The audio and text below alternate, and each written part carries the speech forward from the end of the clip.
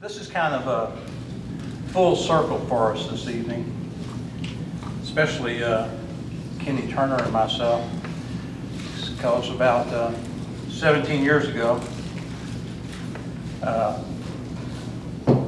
Montgomery College sponsored its first Writers in Performance event.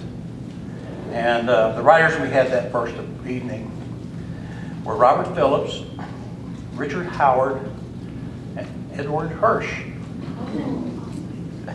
And we only were able to have Robert Phillips and Richard Howard because of Ed's persuasion on our behalf. And I remember when I spoke to Richard, who was a Pulitzer Prize winner and accustomed to large stipends and venues, about the proposed event on the phone, telling him where it would be and how little stipend we had for him. He said in a kind of wonderment, "And Ed, he is okay with this?" And I said, "Yes." He calls it missionary work. And he said, "Well, okay, I'll be there too." The day after the reading, the Courier's headline read, "Culture comes to Conroe."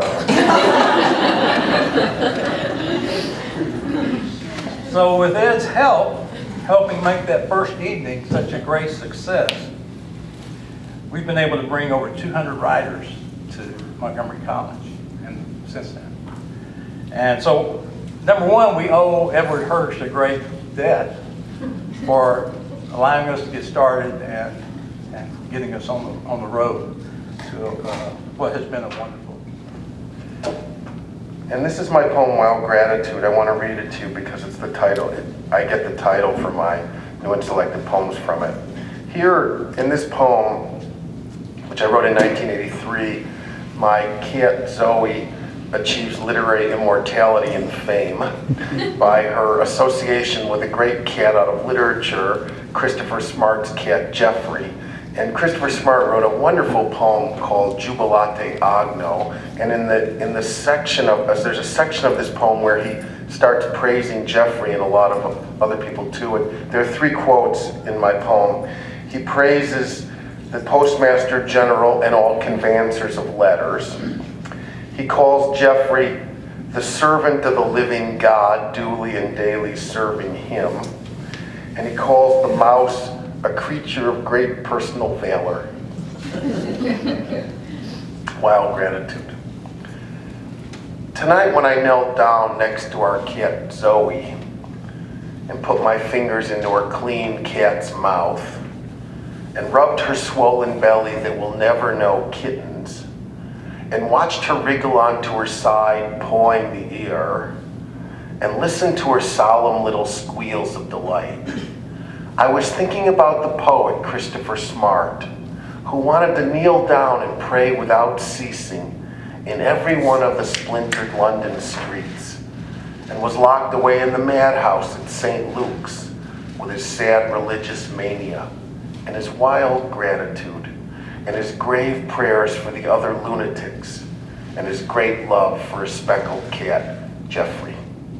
All day today, August 13th, 1983, I remembered how Christopher Smart blessed this same day in August, 1759, for its calm bravery and ordinary good conscience.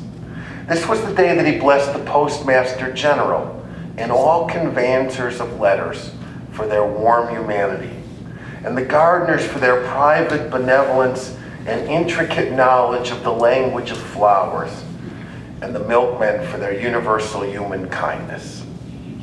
This morning I understood that he loved to hear, as I have heard, the soft clink of milk bottles on the rickety stairs in the early morning, and how terrible it must have seemed when even this small pleasure was denied him. But it wasn't until tonight when I knelt down and slipped my hand into Zoe's waggling mouth that I remembered how he called Jeffrey the servant of the living God, duly and daily serving him, and for the first time understood what it meant.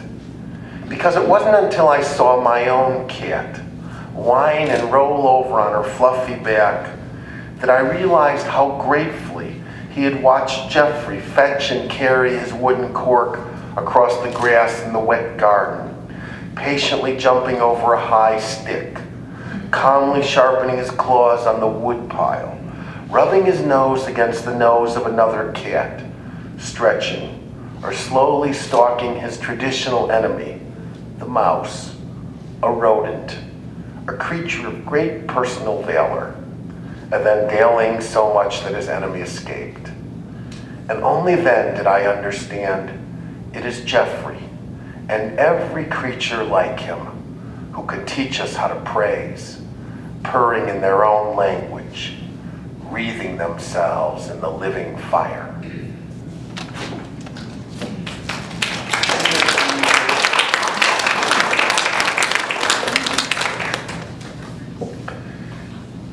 I don't know if you ever heard there's a Benjamin Britten setting of that section of Jubilate from Christopher Smart. You can hear 100 sopranos singing, "So this is for my cat Jeffrey." Amazing.